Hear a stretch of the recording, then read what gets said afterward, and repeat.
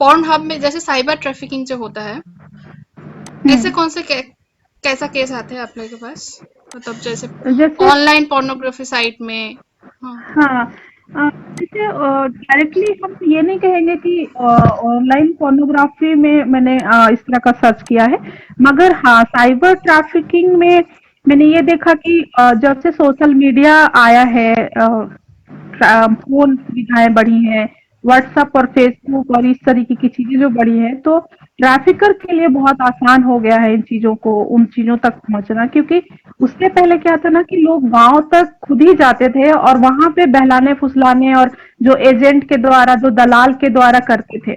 मगर जब से ये सुविधाएं आई हैं, सोशल मीडिया आया है, तब से वो बहुत आसानी से लड़कियों को बहलाते हैं। क्योंकि उनके समय में तो सबके पास फोन और सोशल मीडिया है, तो जो एजेंट होते हैं उनके द्वारा वो बहुत आसानी से उनको बहला पाते हैं। उनके फोटोग्राफ्स बहुत जल्दी दिखाते हैं, बाहर की दुनिया उनको बहुत जल्दी दिखा पाते हैं, थ्रू फोटोज, थ्रू वीडियोज, ताकि वो आकर्षित हो सके और घर से निकलने का प्लान कर सके। अच्छा, अच्छा। उन लोगों को हम्म। फेक फेक ऑफर भी देते हैं कि शादी का या फिर हाँ जॉब का, हाँ हाँ। मतलब जॉब एडवर्टाइज। का जितना मैंने क्या बोला कि जितना भी धोखे से किया हुआ चीज है वो ट्रैफिकिंग के अंदर आता है। और यहाँ पे फेक मैरिज है, जहाँ पे लड़की को ख्वाब दिखाया जाता है कि तो अच्छे से रखेंगे तो शादी वहाँ पे बहुत अच्छा होगा। यहाँ पे कुछ भी नहीं है, तो बहुत आसानी से तुम वहाँ रह सकते हो और तुमको बहुत सारी सुविधाएं मिलेगी, तुम रानी के जैसे रहो। और लव अफेयर के बहुत सारे केसेस हैं हमारे पास। एक ऐसा केस था जिसमें एक 18 साल भी नहीं हुआ था उस लड़की का, टीनेजर ही थी, और 17 साल के आसपास की लड़की थी, और वो बहुत कहीं निकल के चली गई अपने घर से सामान वामान लेके, और जो उसको 2 साल से किसी व्यक्ति से फेसबुक पे बात करती थी। अच्छा। क्योंकि जो आदमी था वो लेने आया था उसको, वो हमारे यहाँ एक कोडरमा करके रेलवे स्टेशन है वहां पे, और वहाँ जब वो आदमी से मिली तो वो लगभग 45-50 ईयर का था। अच्छा। तो हाँ, तो उसको बहुत वो हो गया कि अरे ये तो ये नहीं है जिससे हम बात करते हैं, ये व्यक्ति तो बिल्कुल नहीं। और वो घर से सबको पैसे लेके गई थी, गहने वगैरह लेके गई थी। तो उसने क्या किया कि बोला कि मैं जा रही है आपके साथ। तो वो उसको फोर्स करने लगा कि नहीं नहीं तुमको तो जाना पड़ेगा। हमारे साथ क्या था कि हम क्योंकि पुलिस के साथ भी काम कर रहे थे, तो रेलवे पुलिस के साथ भी काम कर रहे थे। तो फिर रेलवे पुलिस वालों को थोड़ा अवेयरनेस था, वो क्योंकि हम उनके साथ में बहुत बार मीटिंग वगैरह करते थे। तो उन लोगों ने उनको देखा कि ये बहुत दबाव डाल रहा है और लड़की जाना नहीं चाह रही है, तो फिर जाके वहां पे बात बात किया, तो पता चला कि ये फोर्सली उसको लेके जाना चाह रहा था। तो हाँ। वहां पे वो केस रुका, लड़की वापस आई अपने घर और फिर सबको बताया कि ऐसा ऐसा था। वो 2 साल 3 साल से मुझसे बात करते थे और फाइनली हम लोग शादी करेंगे बोल के कहीं आगरा या दिल्ली कहीं जाने वाले थे। अच्छा। पैसे लेके फिर कहीं पे सेल कर देते हैं, मतलब हाँ, बेच एक केस देते। हम हाँ, एक केस हम बताना चाहते हैं जो हजारीबाग का है, गाँव का नाम और बताएंगे हम। तो वहाँ पे क्या हुआ था कि एक लड़की थी, 14 साल 13 साल की थी। ये 2014 का समय है, जब लड़की गायब हुई थी, घर से काम करने के लिए गई थी अपनी माँ के साथ, डेली बेसिस पे काम करते हैं ना। हाँ, हाँ। तो दो लड़की थी, एक ही गांव की दो लड़की और उसकी मम्मी, तीनों जाते थे काम करने के लिए। लड़की ने स्कूल छोड़ा हुआ था, दोनों लड़की ने स्कूल छोड़ा हुआ था। वो अपनी मम्मी के साथ गई और उस दिन उसकी मम्मी को काम मिल गया, मगर उस लड़की को काम नहीं मिला, दोनों लड़की को। तो एक व्यक्ति आया और उसने बोला कि मेरे घर में काम है तो तुम चलोगे क्या। वो चली गई, दोनों लड़की उसके साथ में। होटल में उसको कुछ नाश्ता वास्ता करवाया, क्या खिलाया पिलाया नहीं मालूम। और उसके बाद पता नहीं उसको कुछ नशा का दिया गया, और उसके बाद उसको लेके गए। और ट्रेन में बकायदा उनके पास में कपड़े होते हैं, जो अच्छे कपड़े होते हैं, ताकि किसी को शक ना हो कि ये बहका के किसी को लेके जा रहे हैं। और क्योंकि दोनों लड़की बस्ते में थी, तो कपड़े वपड़े चेंज कराए, उसके साथ एक महिला भी थी, उसने कपड़े वपड़े चेंज कराए, उसको आगरा लेके गए, दिल्ली लेके गए, फिर दिल्ली से आगरा, और दोनों को 50,000 रुपए में बेचा। ये स्टोरी इसलिए खुल के आया क्योंकि 2016 में उन लड़कियों को वापस लाया गया, और जब उनसे पूछताछ की गई तब बात निकल के आया कि किस तरीके से गए। और बहुत ही बड़ा मुद्दा था, क्योंकि जो ट्रैफिकर थे वो आसपास के ही लोग होते हैं, कोई बाहर के लोग होते नहीं हैं। बहुत बार अच्छा। अपने फैमिली के लोग होते हैं। हाँ, बहुत बार अपने फैमिली के लोग होते हैं जो लड़कियों को बोझ और इस तरह का करके बेचना चाहते मतलब हैं। वो लोग उन लोगों तो का मजबूरी भी जानते हैं शायद। अच्छे से जानते हैं, क्योंकि देखो एक गांव है और उस गांव में अगर एक घर में 3 लड़की है, तो गांव के लोग ही बता सकते हैं कि उस घर का समस्या क्या है। कोई दूसरा हाँ। बाहर का लोग नहीं जानता है।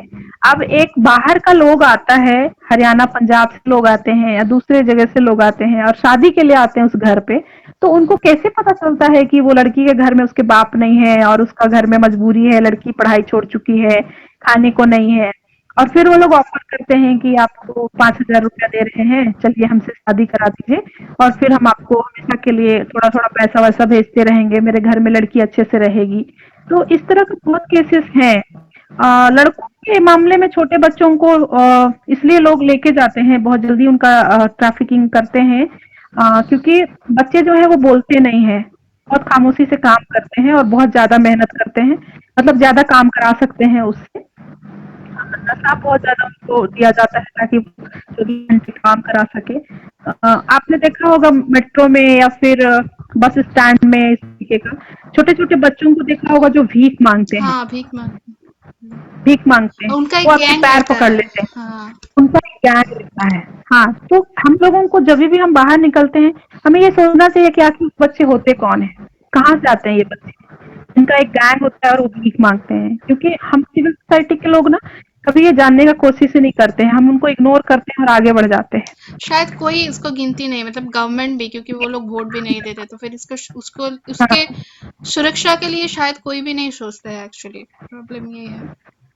हाँ, क्योंकि पुलिस को भी पता होता है, मगर मुझे नहीं लगता है कि वो कितना उसको वो करते हैं। क्योंकि अब इस नज़रिए से हम देखने लगे हैं, चीज़ें पूछने का कोशिश करते हैं, मगर वो कभी भी आपके हाथ नहीं आएँगे, ये चीज़ आप देखेंगे।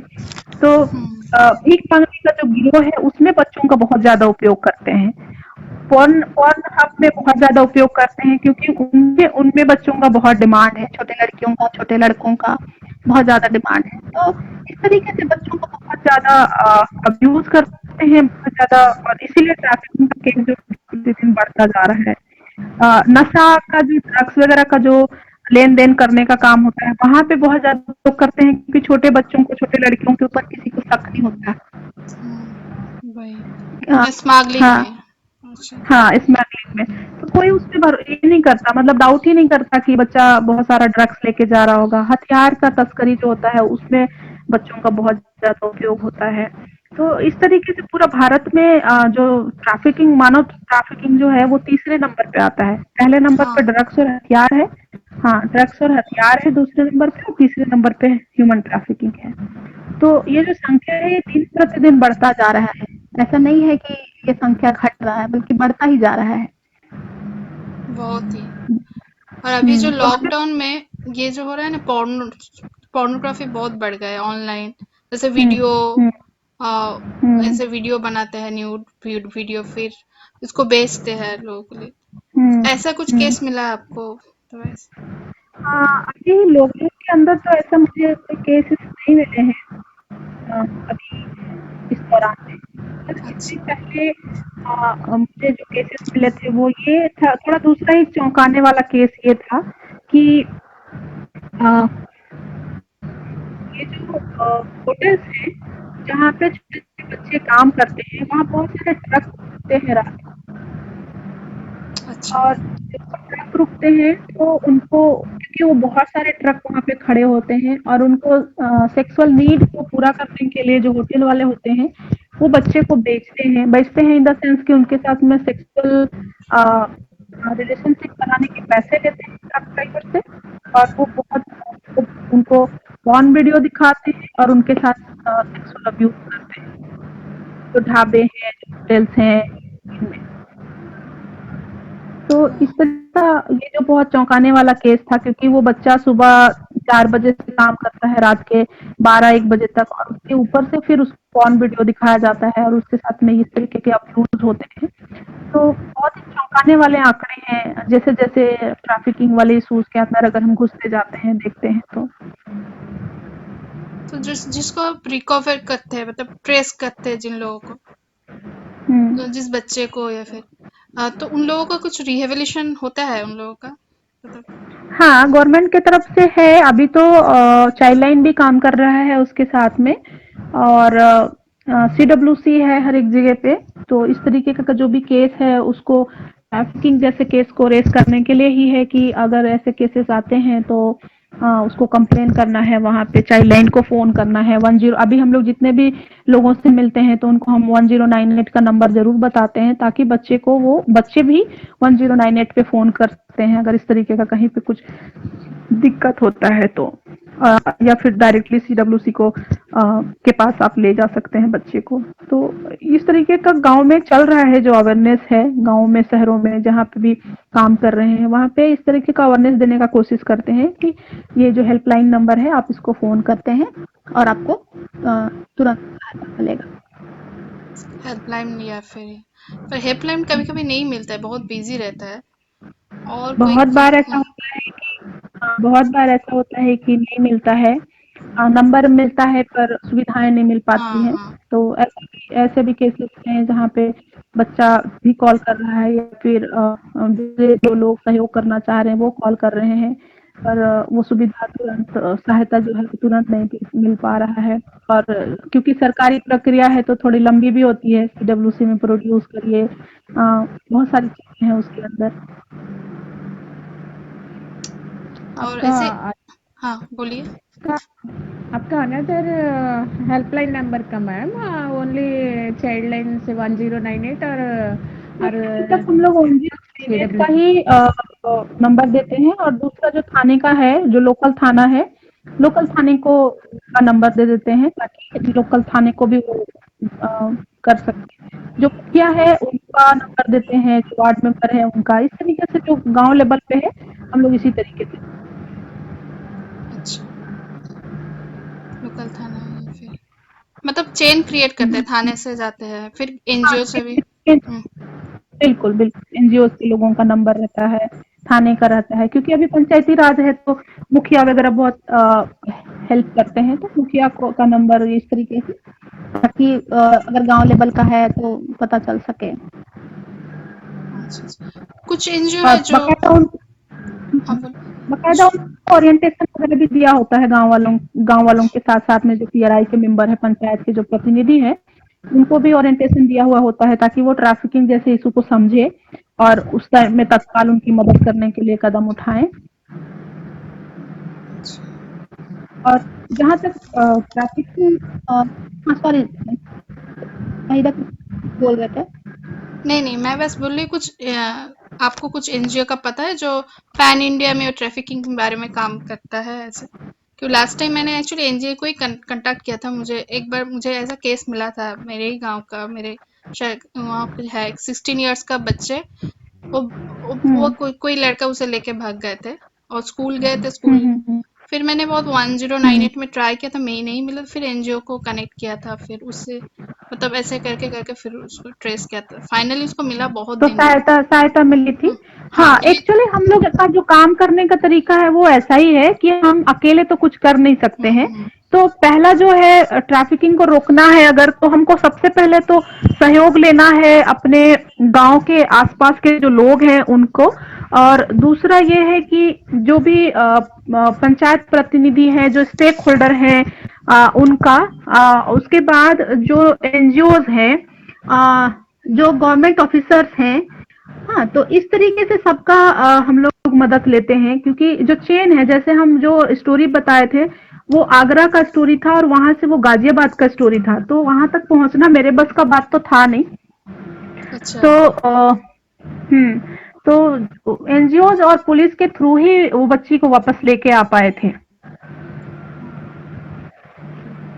तो आपके पास बहुत तो कंटेक्ट काफी है, लोग हैं। मतलब हाँ, इस कोई तरीके अगर का किसी से कांटेक्ट है जिसके। आपसे मदद मांग सकता है। और आप अवेयरनेस भी करते हो, मतलब स्कूल या। हाँ, अवेयरनेस भी करते हैं। अवेयरनेस है, उनको काउंसलिंग है, रिहैबिलिटेशन है, इस तरीके का एक प्रोसेस है पूरा। क्योंकि अगर कोई विक्टिम मिलता है और अगर उसको रिहैबिलिटेशन नहीं देते हैं या फिर उनको काउंसलिंग नहीं देते हैं, तो वो बहुत मेंटली बहुत परेशान होता है। तो उसको मदद करने के लिए काउंसलिंग देना बहुत जरूरी होता है, ताकि वो फिर से मेन स्ट्रीम में जुड़ सके हाँ। और फिर से वापस आके अपना लाइफ को मतलब स्मूथ कर सके, और जो कहते हैं हम लोग कि जो नॉर्मल जिंदगी है उसमें घुल मिल सके, रह सके, फिर से अपना काम स्टार्ट कर सके, एक नया जीवन उसको मिल सके। रिहैबिलिटेशन कितना मार्क्स है मैम? सॉरी। रिहैबिलिटेशन रिहैबिलिटेशन हाँ, रिहैबिलिटेशन रिहैबिलिटेशन कितना कितने कैसे कैसे रखेंगे, प्लान करेंगे मैम? रिहैबिलिटेशन जो गवर्नमेंट के हैं हम लोग उन्हीं के साथ कनेक्ट करते हैं, क्योंकि इंडिविजुअली एनजीओज के बहुत कम होते हैं, ना ही के बराबर होते हैं, और होते भी हैं तो उतने सारे मतलब बजट वगैरह का थोड़ा प्रॉब्लम होता है। तो जो सरकारी रिहैबिलिटेशन सेंटर है वहीं पे हम कनेक्ट करते हैं कि उनको रखने का सुविधा मिल सके। हाँ, कितने टाइम तक चलता है, मतलब वो टाइम रिहेबिलिटेशन के हाँ, लिए? टाइम रिहेबिलिटेशन का जो टाइम है वो डिपेंड करता है विक्टिम के परिस्थिति के ऊपर में। बहुत अच्छा। बार क्या होता है ना कि हाँ, क्योंकि बहुत बार क्या होता है कि विक्टिम अपने घर जाना चाहती है और घर वाले उसको रखना नहीं चाहते हैं। तो ऐसे कंडीशन में बहुत वो हो जाता है। फिर भी जो जितना जल्दी वापस मतलब क्या कहें वो हो सकते हैं, मतलब स्टिग्मा से बाहर निकल सकते हैं, उनको काउंसलिंग का कितना जरूरत होता है, वो कितना लाइवलीहुड उनको मिल पाता है, इस तरीके से देख के फिर उनको 2 से 3 साल, कम से कम 6 महीने में भी लोग वापस जाते हैं, कभी कभी 2 महीने में भी चले जाते हैं, साल भर अच्छा। में भी चले जाते हैं। तो वो डिपेंड करता है विक्टिम की परिस्थिति के ऊपर में। और स्पेशली गर्ल चाइल्ड जब ट्रैफिकिंग होता है तो जैसे गांव में बहुत कुछ लोग बोलते हैं, और गर्ल चाइल्ड को लेना भी नहीं चाहते फैमिली। कभी कभी वो लोग प्रेग्नेंट भी हो जाते हैं, फिर बच्चे। कभी कभी हाँ, मतलब लड़कियों के मसले में ये बहुत ही प्रॉब्लमेटिक है, क्योंकि लड़के अगर मिसिंग हैं और 5 साल के बाद भी मिलते हैं तो लोगों को यही लगता है कि वो मेरा घर का बेटा है, घर का चिराग है, और इस तरीके का जो चीज है, तो उसको वो लोग एक्सेप्ट करते हैं। पर जब लड़की का मामला आता है तो नाक, इज्जत और बहुत सारी दुनियादारी और समाज क्या कहेगा, ये सब सोचते हैं हाँ। और उसको वापस नहीं लेते हैं। तो हमारे पास बहुत ही कॉम्प्लिकेशन होता है यहाँ पे, ये बहुत बड़ा चुनौती है उनके घर वालों को समझाना, समाज को समझाना, और इस तरीके का। क्योंकि स्टेक होल्डर से काम करते हैं तो थोड़ा मुखिया वगैरह का सहयोग रहता है, मगर और पर इसीलिए हम लोग पेरेंट्स को ये बात बताते हैं कि अगर घर से कोई बच्ची चली गई है तो वो कहीं से भी गलत नहीं है, बल्कि उसकी परिस्थिति जो है वो उसको उस तरीके से मजबूर किया है कि वो अभी कहाँ पे फंसी है। अगर वो प्रेग्नेंट हो भी गई है बाय द वे, तो वो खुशी से प्रेग्नेंट नहीं हुई है, बल्कि उसको उस प्रेगनेंसी के पीछे उसका बहुत सारा कहानी है। तो आपको उसको उस परिस्थिति को समझने का जरूरत है, उस लड़की को समझने का जरूरत है, और उस कठिन परिस्थिति को समझ के उसको सपोर्ट करने का जरूरत है। तो हम बार बार कह रहे हैं कि जो गार्जियन से हम बात करते हैं तो उसमें हमारा एक एजेंडा ये भी होता है कि अगर लड़की वापस आती है तो कैसे उसको अपने घर में जगह देना है, रखना है, और जरूर रखना है। ऐसा नहीं है कि लड़की है तो आपका नाक कट गया और आप उसको फिर से बीच में छोड़ दीजिए। और ज्यादातर मामला में जो सेकेंड बार ट्रैफिकिंग होने का जो चांस होता है ना, दोबारा जाने का, उसके पीछे का रीजन यही होता है कि उसको घर, समाज और इन परिस्थितियों का डर होता है कि वो हम एक्सेप्ट नहीं करेंगे, और नहीं करते हैं, तब जाके वो फिर से दोबारा चली जाती हैं, अगर उनको सही सपोर्ट नहीं मिलता है तो। ये बहुत ही दर्दनाक है। हम्म, बहुत दर्दनाक है। ये और बहुत। सबसे बड़ी बात है ना कि सोशल सोशल सामाजिक ये जो है ना, इतना लड़कियों को लेकर के इतने ज्यादा कॉम्प्लिकेटेड हैं लोग कि उनको स्वीकार ही नहीं कर पाते हैं कि मतलब बेटी है और गलत नहीं है, इसको रखना है। सीधा उसको बोलते हैं हमारा नाक कट गया, अब हम समाज को क्या मुंह दिखाएंगे, तुमको रखेंगे तो तुम्हारी शादी नहीं हो पाएगी, तुम्हारे छोटे भाई बहनों का क्या होगा। तो बहुत ही मुश्किल होता है। और लड़कों को सहज स्वीकार करते हैं, लड़कों को तो ढूंढ के लेके आते हैं, बहुत आसानी से रखते हैं, क्योंकि घर का बेटा है, घर का चिराग है, इसी से आगे पीढ़ी दर पीढ़ी इनका नाम होने वाला है। और और आगे मतलब गवर्नमेंट और हम लोग क्या कर सकते हैं, क्योंकि रिकवरी रेट बहुत ही कम है। जो ट्रैफिकिंग का रिपोर्ट होता है और रिकवरी भी बहुत ही कम है।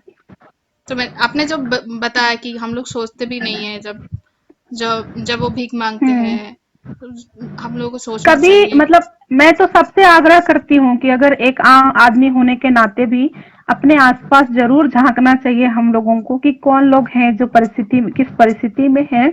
अगर छोटे बच्चे हैं तो उनसे जानने का कोशिश करें, कोई लड़की है तो उससे समझने का कोशिश करें। डरे नहीं, कम से कम बात करें कि वो कहाँ पे है, किस परिस्थिति में है। हम भीख मांगने वाले बच्चों को बहुत आसानी से इग्नोर करके आगे बढ़ते हैं और हम ये कभी समझने का कोशिश नहीं करते कि वो किसका बच्चा होगा, कहाँ से आया होगा, कौन लोग होंगे जो उनसे भीख मंगा रहे होंगे। तो ये सवाल अपने अंदर पैदा करने का जरूरत है। अब रही बात की कैसे उनको वापसी कर सकते हैं और आप वापसी करेंगे तो क्या, तो सबसे बड़ा बात है कि एक तो जो एजेंट होते हैं, ट्रैफिकर होते हैं, उनको अगर सजा मिलता भी है तो एजेंट को मिलता है। ट्रैफिकर जो मेन ट्रैफिकर होता है उन तक लोग पहुंच नहीं पाते हैं, और अगर पहुंच भी जाते हैं तो इतना हमारा सरकारी तंत्र में झोल है कि सही रूप से उनको सजा नहीं मिलता, क्योंकि कहते हैं ना कि सब चीज का एविडेंस चाहिए होता है। तो कुछ एविडेंस का कमी और कुछ इन सब चीजों के चलते वो सब हमारा ये नहीं हो पाता है और उनको सजा से वो मुक्त हो जाते हैं और वो दोबारा दोबारा ये करना करते हैं। मतलब फिर से वो सुचारू रूप से उसको बिजनेस बना के रखा हुआ है, क्योंकि ये बहुत पैसे वाला काम है तो छोड़ते नहीं है। और जो एजेंट होता है उनको साल 2 साल 5 साल का जेल होता है और फिर वो निकल जाता है और फिर से वो वही काम शुरू करना पड़ता है। तो सबसे पहले तो सरकारी जो तंत्र है, जो हमारा कानून है, उसको मजबूत करना पड़ेगा। और जो भी ट्रैफिकर हैं, जो भी एजेंट हैं, उनको सजा ऐसा मुकर्रर होना चाहिए कि दोबारा दूसरे लोग हिम्मत ना करें करने का। जो विक्टिम है उनको सरकारी तंत्र के साथ साथ सामाजिक रूप से, पारिवारिक रूप से बहुत सपोर्ट का जरूरत है। उनको मेंटली बहुत सपोर्ट का जरूरत पड़ता है, उनको फिजिकली इमोशंस का बहुत जरूरत पड़ता है। तो इस तरीके का उनको एक सपोर्ट अगर सिस्टम रहेगा, कोई बच्चा चला गया है तो उसको फिर से वो अपनत्व वाला भावना अगर मिलेगा तो उससे ना जाए। और घर में जो जो एडोसलेंट बच्चे हैं उनको बहुत केयरिंग का, बहुत सपोर्ट का जरूरत है। दोस्ती बना के रखने की जरूरत है, अगर बेटा बेटी जो भी है, जो बड़े हो रहे हैं, छोटे बच्चे हैं, तो ताकि वो बच्चा बहके नहीं, कोई भी बहकावे वाले आदमी के साथ ना जाए। गलत सही उनको बताना जरूरी है, कि उसके बारे में बात करना बहुत जरूरी है। सबसे बड़ी बात है कि दोस्ती बनाना है बच्चों के हाँ, साथ, शायद ताकि सपोर्ट मिलना बहुत जरूरी है। बहुत जरूरी है। क्योंकि मैंने एडोलेसेंट गर्ल में देखा है कि जब बड़े होते हैं ना, उसके उसके ऊपर इतना प्रेशर बढ़ जाता है। और उससे उसका हम्म। भाई है तो वो बहुत घर का चिराग है ऐसे करते हैं, फिर बहन हम्म। और जो बेटी हम्म। है उसके ऊपर बहुत प्रेशर बढ़ा देता है, मतलब उसको जाने नहीं देता है, कभी ये नहीं करना देता है। तो कभी ऐसा केस देखा है हम्म। मैंने, और फिर खुद भाग जाता है, वो बोलते हैं कि मेरे घर में कोई हम्म। है नहीं, तो ऐसे हम्म। कुछ वो बहुत लोनली फील करते हैं एक्चुअली। तो ये बिल्कुल। जैसे हम लोग जानते हैं ना कि जब बच्चे बड़े होते हैं तो बहुत हार्मोनल चेंज होते हैं, फिजिकल चेंज होते हैं। हाँ, तो उस दौरान हम लोगों को उनसे दोस्ती गांठने का जरूरत होता है, उनसे करने का जरूरत होता है, उनको सपोर्ट देने का। सबसे बड़ी बात है इमोशनल सपोर्ट देने का जरूरत होता है। हम उनको लादने लगते हैं कि आप ये काम कीजिए, ये मत कीजिए, ये गलत है, ये सही है। तो कुछ चीज हम लोगों को इग्नोर करके, उनसे दोस्ती करके उनको सपोर्ट देने का जरूरत है, ताकि बच्चा जो है या बच्ची जो भी बड़ी हो रही है वो घर से निकलने से पहले चीजों को समझे। मतलब जो हम और झूठ ना बता बोले, अपने माँ बाप से कम झूठ ना बोले, तो बच्चा बहकेगा नहीं। काम बहुत करने का जरूरत है और सबको मिलकर करने का जरूरत है, किसी एक व्यक्ति का करने से नहीं होगा। चले अपने घर को, अपने परिवार को, अपने समाज को एक और समझे, और अगर कहीं पे भी गलत देखते हैं तो उसके खिलाफ करें, तभी जाके कुछ हो सकता है। और साथ साथ में सरकार का सपोर्ट तो चाहिए ही चाहिए। विदाउट सरकार का सपोर्ट के बिना हम कुछ नहीं कर सकते हैं। पुलिस को जो अवेयरनेस चाहिए वो बहुत जरूरी है। उनको उनका इंट्रो बहुत जरूरी है कि वो समझे ट्रैफिकिंग जैसे इशूज को, माइग्रेशन जैसे इशूज को, कि क्या परिस्थिति है जिसके चलते गांव के शहर के लोग फंसते हैं नए जगह पे जाके। और जो भी नया लोग बाहर जाता है हम उनको यही बोलते हैं कि अगर आप बाहर जा रहे हैं, चाहे आप 18 साल के हैं, 18 साल से ज्यादा हैं, और बच्चे अगर पढ़ने के लिए बाहर जा रहे हैं, तभी भी हम उनको ये बताते हैं कि जहां भी जा रहे हो उसका फुल एड्रेस रखना बहुत जरूरी है। किनके साथ जा रहे हो ये कांटेक्ट जरूरी है, कांटेक्ट नंबर जरूरी है, और पूरा फुल एड्रेस जरूरी है कि अगर वहां पे कुछ तरह की घटना घट रहा है तो अपने घर वालों को, अपने नजदीकी थाने को, अपने जो भी दोस्त यार है सबको भी बताने का बहुत जरूरत है कि किस परिस्थिति में आप रह रहे हैं। बहुत बार बच्चे पढ़ने के लिए भी बाहर जाते हैं और गलत संगत में फंस कर ट्रैफिकिंग इश्यूज जैसे केसेस में फंस जाते हैं, तो उनको भी बताना जरूरी है। अभी का जो समय है, अभी एक जगह रह के पढ़ नहीं सकते, तो पढ़ने के लिए बाहर जाना पड़ता है, तो वहां पे भी बताना है कि सही फेक चीज क्या है और सही चीज क्या है, इसको कम से कम जानना बहुत जरूरी है। क्योंकि हर लेवल पे अभी अवेयरनेस चाहिए, मतलब पेरेंट, बच्चे, बहुत हर टीचर, लेवल पे अवेयरनेस चाहिए। फिर गवर्नमेंट, और पुलिस। ये बिल्कुल, और ये कंटिन्यूअसली करने वाला काम है। ऐसा भी नहीं है कि आप करके मतलब अवेयरनेस हमेशा चाहिए होता है ना, हमेशा हाँ, उनको सिर्फ एक जगह पे नहीं बल्कि जितने भी जगह है, जो भी लोग हैं, सबको जागरूक होने का जरूरत है। तो किताबों में भी होना चाहिए, जो क्लासेस जो हाँ। होते हैं स्कूल्स में जो पढ़ाई होते हैं उसमें भी पता होना चाहिए कि एक्चुअली पलायन क्या है, माइग्रेशन क्या है, और ट्रैफिकिंग जैसा इशू जो इतना बड़ा मुद्दा है ये क्यों है, और है तो क्या है। तो जैसे कार्टून बन सकते हैं बच्चों के लिए, जैसे ताकि बिल्कुल बिल्कुल, छोटे छोटे उसको, बच्चों के लिए हम हाँ कार्टून बन सकते हैं। ताकि उनको इतने मिले। सारे जो हम हाँ, टीवी टीवी चैनल्स में जो हम देखते हैं उसमें जानकारी जैसा कुछ नहीं होता है, और उसी उसी कार्टून के अंदर हम अगर घुसा के बात करें तो बच्चे उसको बहुत आसानी से समझ पाएंगे। बहुत अच्छा। बहुत कुछ सीखने को मिला मुझे, और बहुत कुछ सोचने को मिला। मैं जैसे जैसे आपने बोला ना, हम लोग मैं खुद जाते भी हैं, हम्म जैसे हम्म हम बोलते नहीं कि पूछते नहीं ये छोटू कौन है, या फिर जो रास्ते में हम्म भीख मांगते, हम लोग सोचते नहीं कि सोच कहाँ से है। तो ये सब सोचने को भी मिला हम्म आपकी बातों से। It's very thought provoking actually. Thank you. Actually मैं भी बहुत कुछ सीख ही रही हूँ अभी तक, मतलब हर दिन कुछ नया दिखता है मुझे, हर दिन कुछ। मैं अब तो मेरा ऐसा हो गया है कि हम रोड पे अगर निकलते हैं और कोई भी आदमी मुझे मिल जाता है तो हम उसके बारे में जानना चाहते हैं, और हम पता है मेरा नजरिया ऐसा हो गया है, या फिर जो भी बोलिए, हम उसके बारे में जानते हैं और तब जाके फिर हमको लगता है कि हाँ अगर वो ठीक है। क्योंकि रांची जहाँ पे हम रहते हैं वहां भी एक चौराहा है जहाँ एक व्यक्ति को हर एक दिन भीख मांगने के लिए ला के बैठाया जाता है, और वो आदमी जो है वो हमेशा एकदम अच्छे से रहता है, और एक एक महिला है जो उसको स्कूटी में लेके आती है, उसको बैठाती है, सुबह से शाम वो भीख मांगता है, और फिर शाम को फिर लेने आती है, क्योंकि वो व्यक्ति अपाहिज है, उसके दोनों आंख ऐसे बंद पड़े हैं। तो मैं उसको हमेशा टारगेट करती हूँ कि जब भी वो आदमी मिलेगी तो मैं उससे बात करने को करूंगी, पर अभी तक ऐसा परिस्थिति नहीं बन पड़ा है कि हम उससे बात कर पाए। तो अपने आसपास भी हम लोगों को देखना है कि ऐसा कुछ है क्या, कुछ लोग ऐसे हैं क्या जो लोग इस गिरोह में शामिल हैं। हम कुछ नहीं कर पाएंगे पर पुलिस को कंप्लेन तो कर ही सकते हैं ना, वही एक छोटा अपने तरफ से एक क्या कहते हैं इनिशिएटिव तो ले ही सकते हैं ना। वही मतलब हर इंसान, हर सिटीजन को ही एक्चुअली इनिशिएटिव लेना पड़ेगा, हर थोड़ा जागरूक होना पड़ेगा। बिल्कुल बिल्कुल। मैम, आपका कुछ क्वेश्चन है? Ma'am, No, no, ma'am. No, thank you. अच्छा था, लाइक आपको जानने को मिला।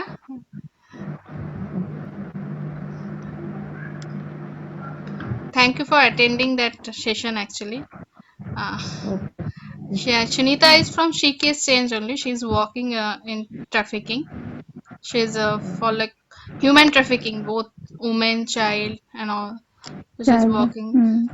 So I wanted to like conduct a session with her. I wanted to know also. Yes, thank you for attending, and thank you, Shanita, actually for giving so much thank you Saida, insights. आपने आपने मुझे ये subject के लिए चुना, और मुझे बहुत अच्छा लग रहा है कि अगर कुछ लोगों तक भी ये बातें पहुंच पाती है, लोग अगर चीजों को समझेंगे तो शायद हम जो बार बार हम बात कर रहे हैं कि ट्रैफिकिंग ट्रैफिकिंग, तो थोड़ी सी चीजें सुलझ होंगी, समझेंगे लोग, और अवेयरनेस थोड़ा फैलेगा। तो थैंक यू सो मच आपको भी ma'am. Okay. Thank you, ma'am. Thank you. Thank you. Thank you thank you. Bye.